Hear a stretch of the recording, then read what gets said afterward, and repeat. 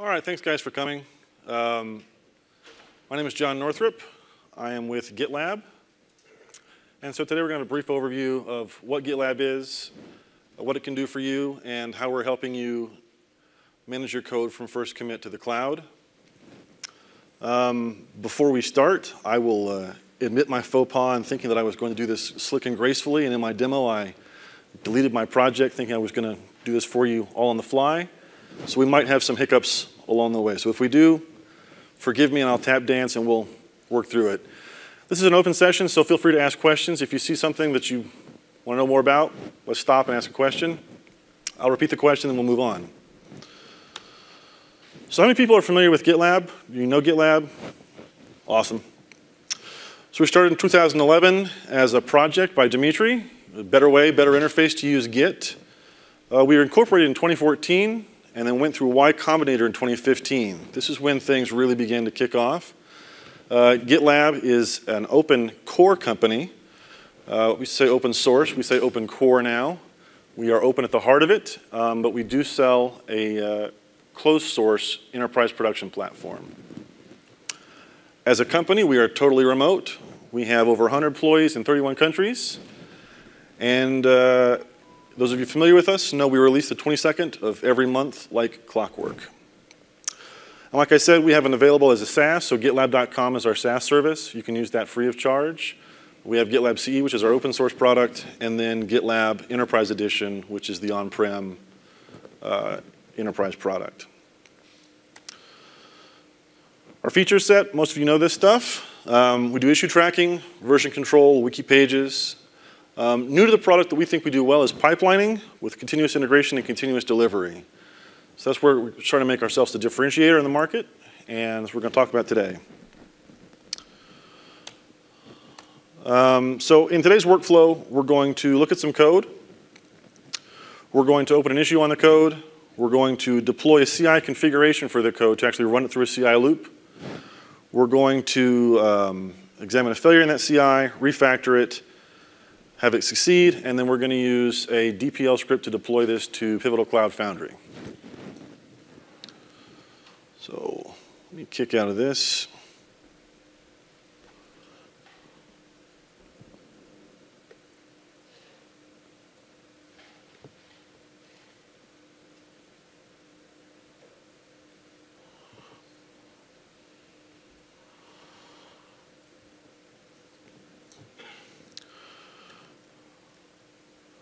All right, so real simply, we've got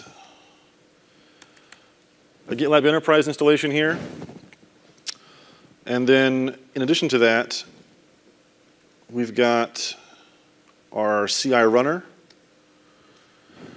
Is anybody here familiar with installing our CI runner product or using our CI runners? Okay. So the beauty of this, let's move back over here.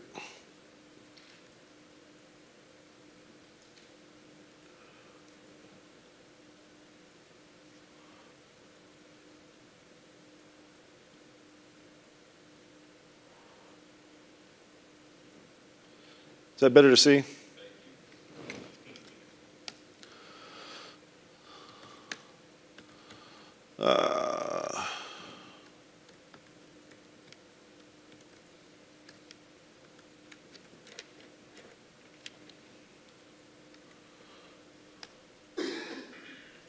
Arg.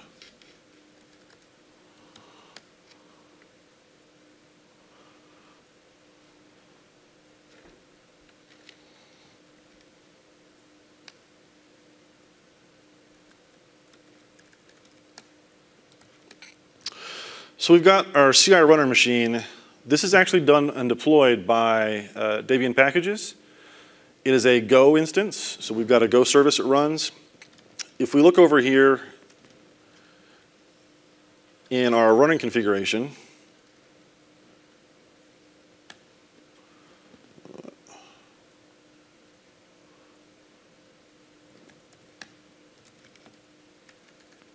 okay.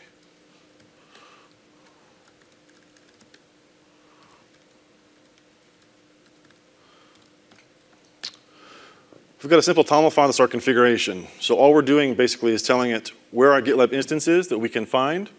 We used a configuration key that our GitLab instance gave us, and we're telling what we want to do.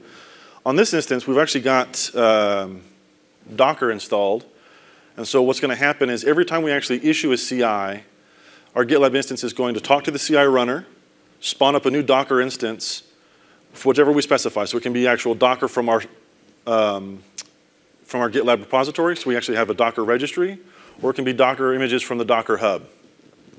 We're going to check your code out into it, run a CI process on it, and then get the failure status back of that, and then destroy the Docker image.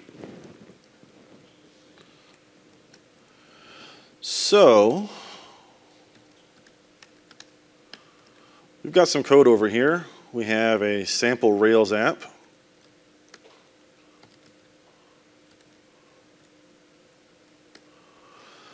And we're going to commit this into, well, actually, before that, here's our actual GitLab instance. We have an empty instance right now. We're going to create a new project.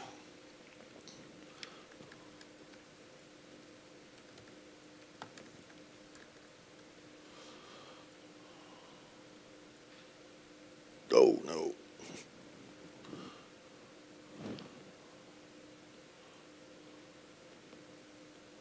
Let's make it in the right place.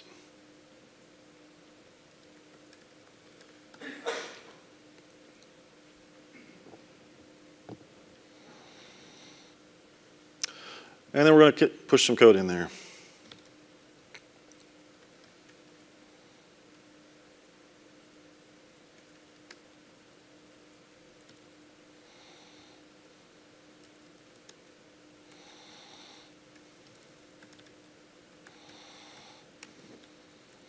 Sorry.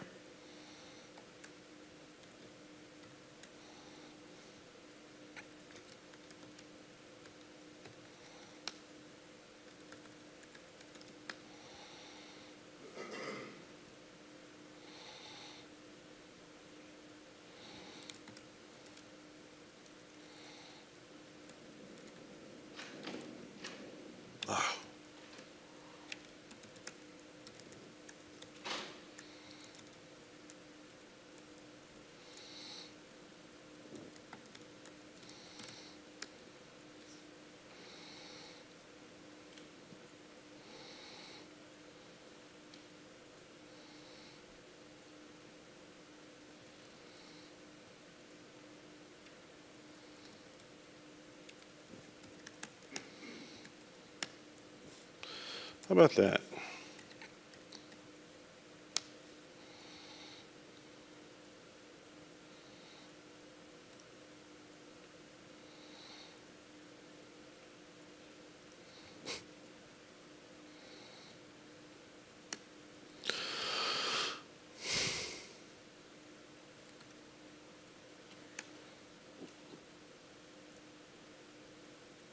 Boy.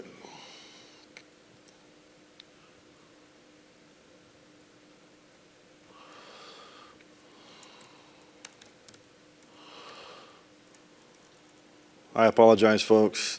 This is embarrassing.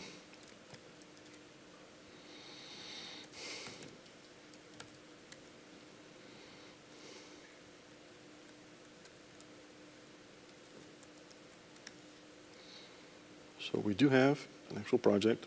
We've got a repository.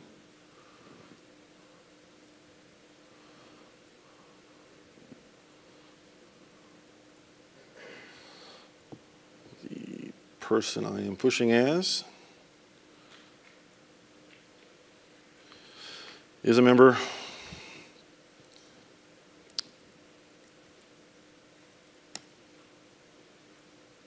Thank you.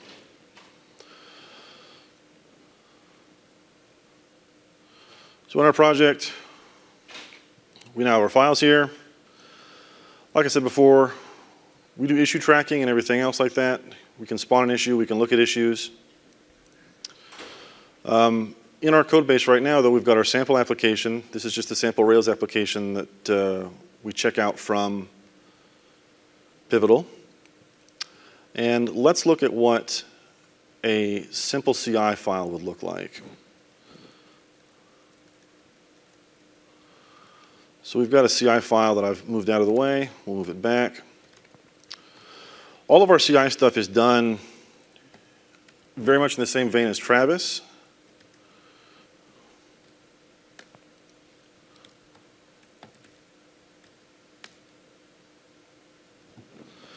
So we're setting up environments here in our GitLab CI file. We've got a test environment, a stage environment, and a production environment. Very simple things we're going to do is just run some tasks against that. We've got a deploy actual here for staging, and we've got a deploy for production.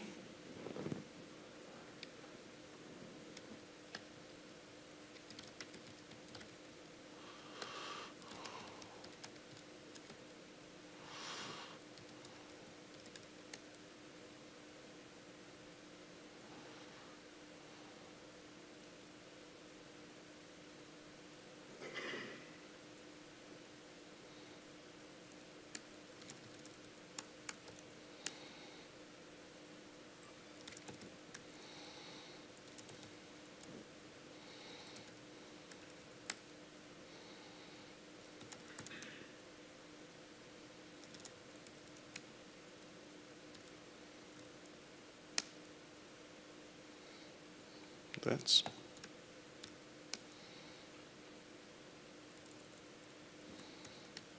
interesting.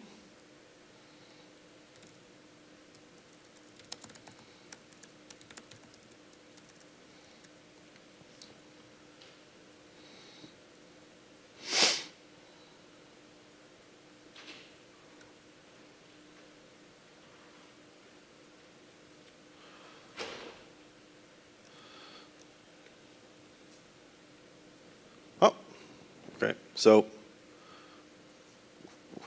we have a failing commit now.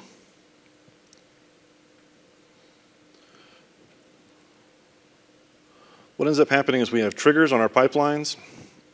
So the moment you actually commit something, we actually start a run. So in our Rails app, we can go back inside of our app.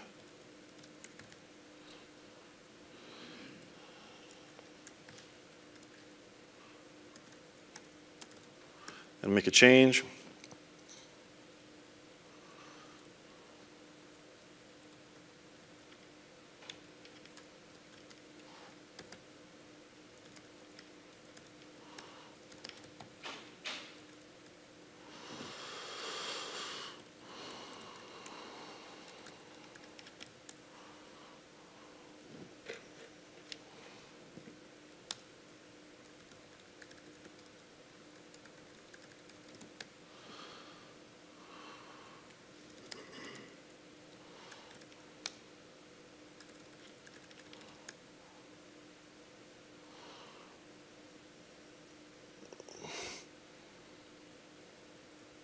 Oh.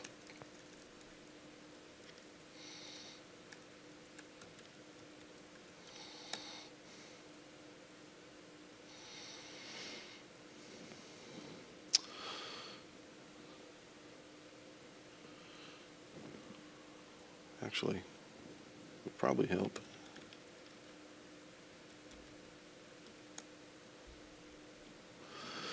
So we push the change, we put our add CI.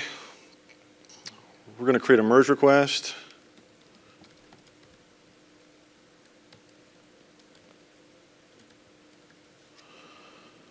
So this is the GitLab workflow. So this is our merge request process. We've got a note about this. I'm going to review the merge request, and then I want to take the source branch CI add and merge it into master. And I want to say I want to remove this when the merge request is accepted. I'm going to submit that.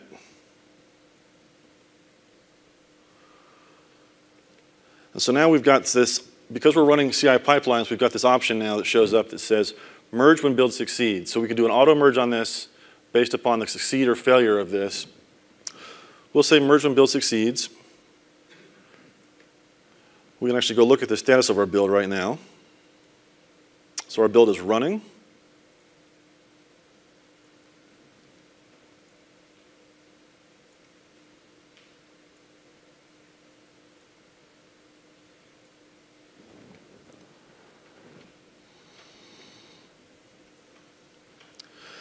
And in this case, our build failed because of a dependency. So in that case, what actually ends up happening is if you look at our merge requests, my CI build failed, my automatic merge did not happen, and I'm not actually being merged into the product line. From here, I can actually make changes to this and remerge it again.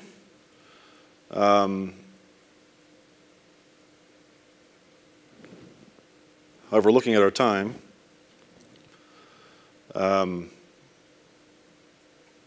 there's just one last thing I'd like to show you about this before I'll let you go because I'm out of time. So the way that our environments work is you create an environment. The environment actually has to match the environments that you have in your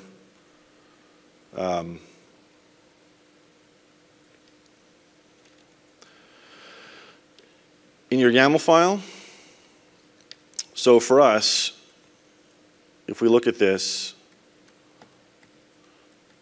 where we're going to be deploying, we have staging and deploy. The trick that makes this happen is the DPL process script. So within GitLab, we use DPL as the actual deployment scripting methodology. So all we have to do here is say gem install DPL for our deployment run. And then we've actually got a DPL built for Pivotal Cloud Foundry. What this means is that you can actually use this environment setting and this environment variable to deploy to PCF Cloud, whether it be PCF Cloud hosted or your actual API endpoint target is your local PCF Cloud that you're running locally. One of the things that I will go real quick go over here, though, is when you're doing this, so this is a quick setup that I did just before walking in here because I blew my previous settings away. So notice I've got my password in here for my PCF demo space. That's not a target that we want to have happen. What we do in this is within projects,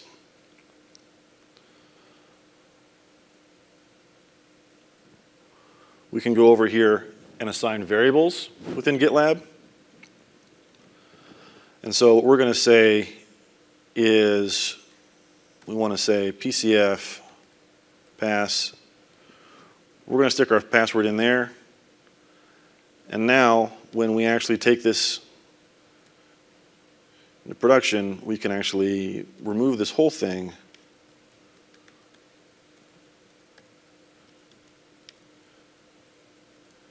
and do this.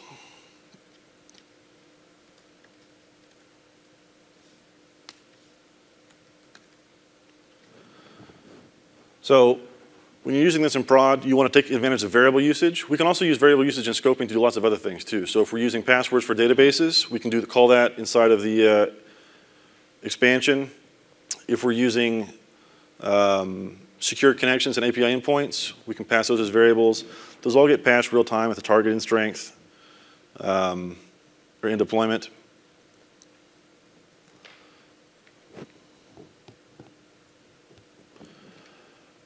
And unfortunately, I don't have enough time to fix this to make this work. Again, I apologize for that. Does anybody have any questions? I know I've done a really not so stellar job about demonstrating this. So to back up, we do have full DPL support for Pivotal Cloud Foundry. We also have a full Docker registry inside the product. What this allows you to do with the CI builds and targets, as well as with our CD deployment, is do things like create Docker images for your products, for microservices and microservices deployments, revision those images in both our repository or wherever you're hosting them, run CI and CD across them, and then use our pipelining process to make those deployments. In the latest release of the product, we've actually added manual trigger stops for CD deployments. So you can say either when this passes a build, automatically deploy it. So you might want to be automatically deploying to test. Or you can say this is a manual stop, this is a stage environment. When it finishes the CI test and that passes, I want to pause here, and then you can go into the actual pipeline workflow and hit go to make the deployment into the next environment. I'm going to give you the remainder of your 5 minutes back. Again, I'm sorry about the crash on my presentation there. I'll be up front if anybody has any questions about GitLab. If you're a hardcore GitLab user, please come talk to me. Make me feel better about this horrible presentation. And thank you for your time.